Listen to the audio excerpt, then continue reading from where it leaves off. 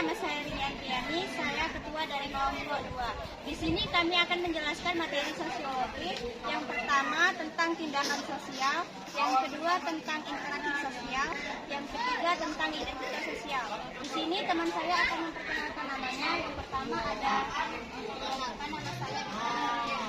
Perkenalkan, nama saya Rani Maratus. Perkenalkan, nama saya Daniel Rizky. Perkenalkan, nama saya Raisya. Perkenalkan, nama saya Muhammad Nafawi. Sekian perkenalannya. Sekarang kami akan masuk ke materi pertama. Saya akan menjelaskan tentang tindakan sosial. Tindakan sosial adalah tindakan yang dilakukan pada umumnya berkaitan dengan orang lain. Mengingat manusia adalah makhluk sosial, yaitu makhluk yang tidak dapat hidup sendiri dalam kehidupan bermasyarakat. Tindakan dan tindakan sosial itu memiliki arti yang berbeda. Tindakan mencakup sebuah tindakan yang tidak dilakukan mengarah ke orang lain, sedangkan tindakan sosial itu diarahkan ke orang lain. Teori yang dikemukakan Weber adalah melihat bahwa kenyataan sosial secara mendasar terdiri atas individu-individu yang tindakan-tindakan sosialnya yang berarti. 2. Ciri-ciri tindakan sosial. Dalam definisi tindakan sosial terkandung 2 konsep dasar, yaitu konsep tindakan sosial serta konsep pemahaman dan penafsiran. 3. Bentuk tindakan sosial.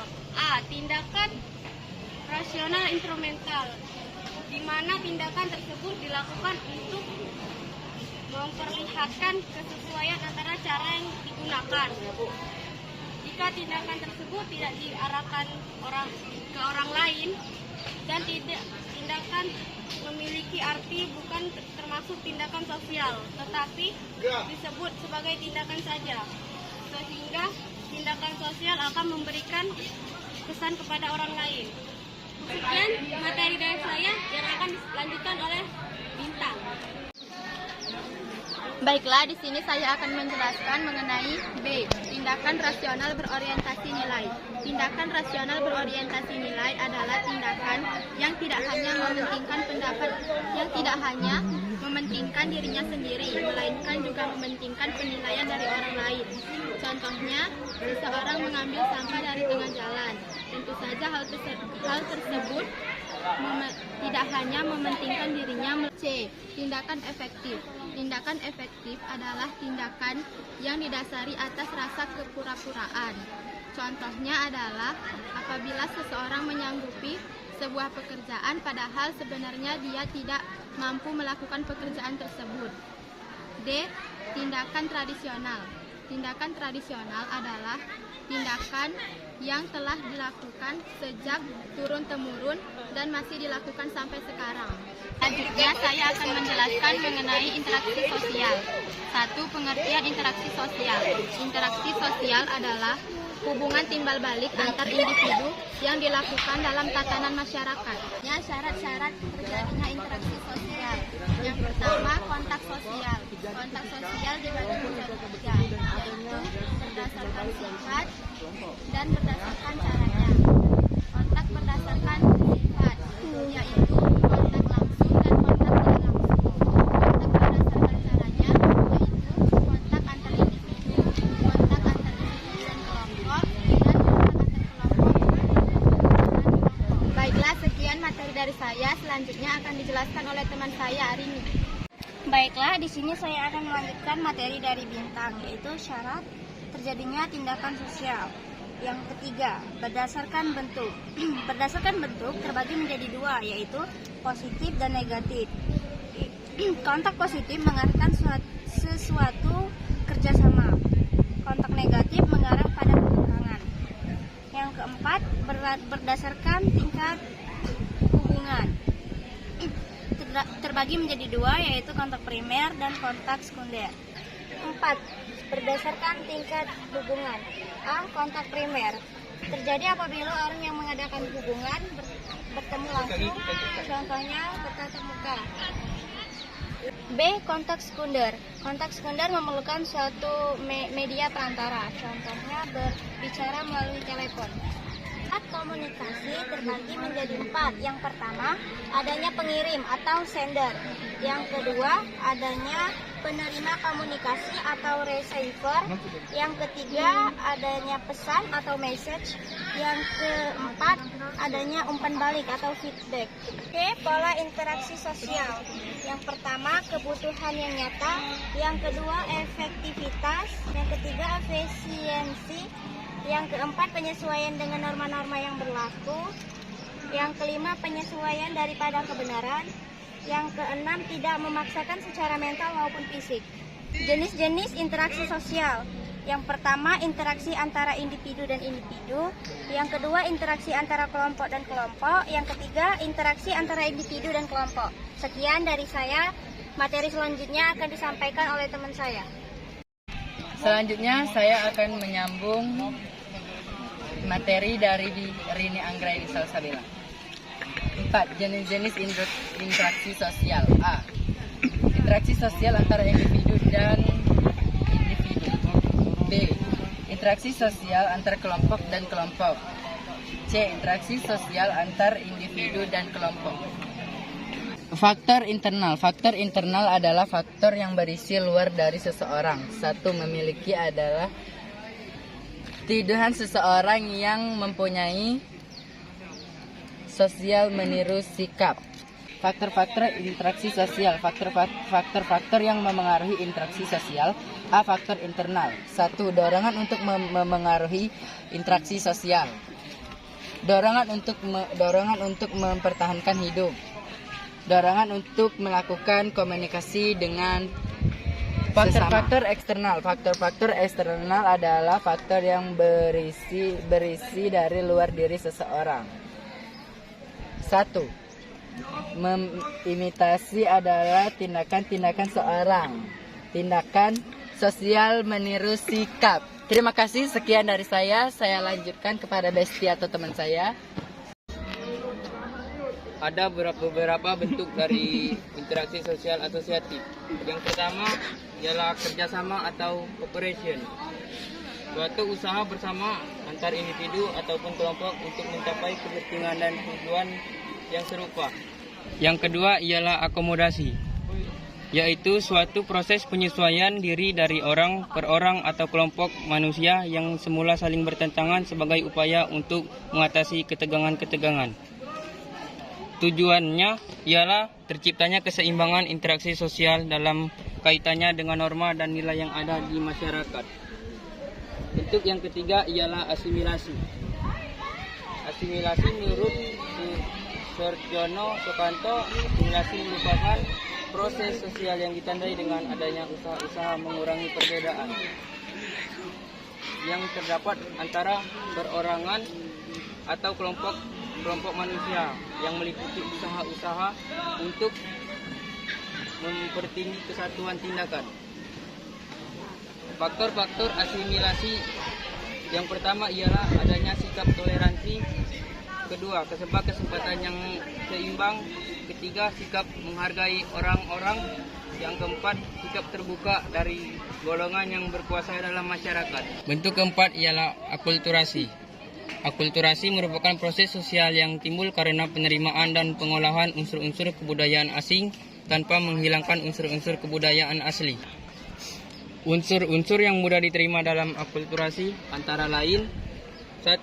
Kebudayaan material. Yang kedua, kebudayaan yang mudah disesuaikan dengan kondisi setempat. Ada beberapa unsur-unsur yang sukar diterima, yaitu 1. Kebudayaan yang mendasari. Kedua, kebudayaan yang mendasari proses sosialisasi yang sangat meluas dalam kehidupan masyarakat. Individu yang mudah menerima budaya asing, yaitu 1. Golongan muda yang belum memiliki identitas dan kepribadian. Yang kedua, golongan masyarakat yang belum memiliki status yang lengkap. Demikian materi dari saya, akan dilanjutkan oleh teman saya, Rana. Di sini saya akan melanjutkan materi dari teman saya, yaitu materi saya sendiri, konflik. Konflik ialah berasal dari bahasa Latin atau bisa disebut confligere, yang berarti saling memukul dalam pengertian sosiologi.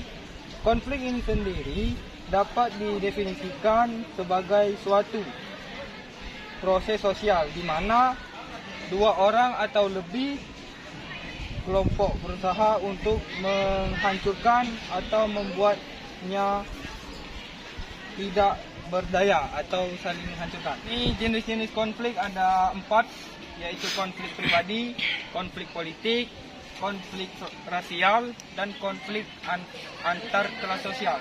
Konflik pribadi sendiri adalah konflik yang terjadi di antara individu karena masalah-masalah pribadi, misalnya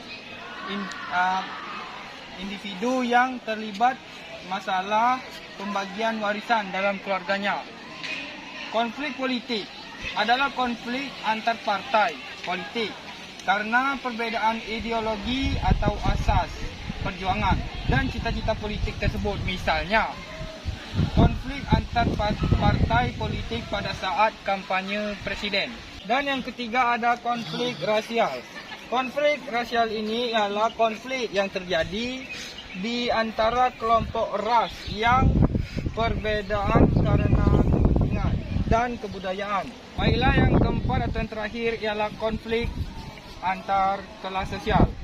Adalah konflik yang disebabkan munculnya perbedaan kepentingan, misalnya konflik antar buruh dan atasannya. Baiklah, sekian dari saya akan dilanjutkan oleh Raisya Agustin. Terbentuknya identitas sosial. Richard Jenkins mengambil Sari Tumar 1987 tentang identitas sosial dengan mengatakan kategorisasi sosial menghasilkan identitas sosial dan menghasilkan perbandingan sosial yang dapat saja berakibat positif atau negatif. 3. Fungsi dan karakteristik identitas sosial. Fungsi identitas sosial seseorang atau sekelompok orang adalah untuk membantu menemukan jati diri serta rasa percaya diri yang lebih tinggi, efisien, dan efektif. 4. Dimensi identitas sosial.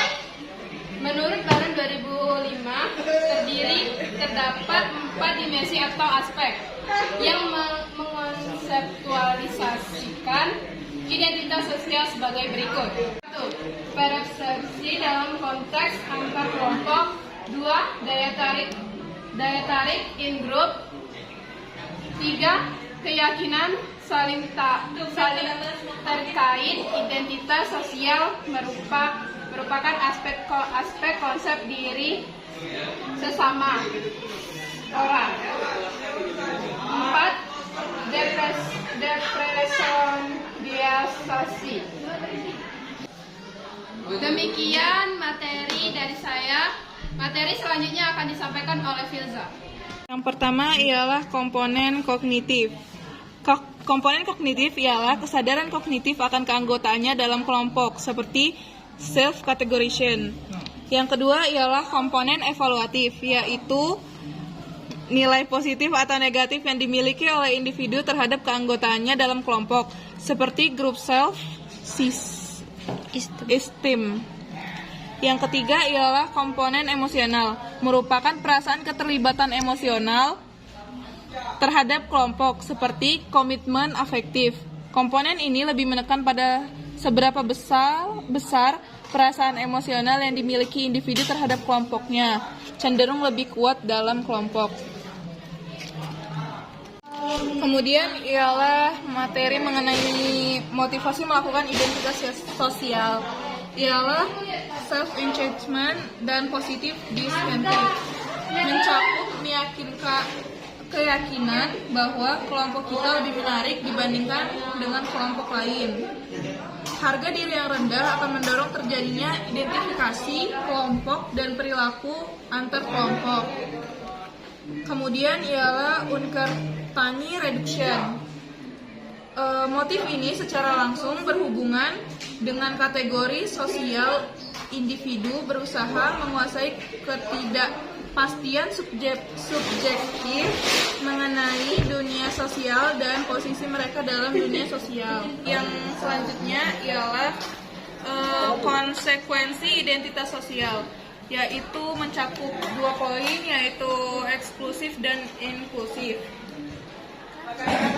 Beragam konflik yang terjadi jika dilihat dari jenis konflik yang ada berpangkal pada suatu hal, yakni identitas untuk menjadi dasar bagi seseorang untuk mengikat dirinya pada komunitas atau kelompoknya. Sekian dari saya. Wassalamualaikum warahmatullahi wabarakatuh. Sekian presentasi dari kami. Wassalamualaikum warahmatullahi wabarakatuh.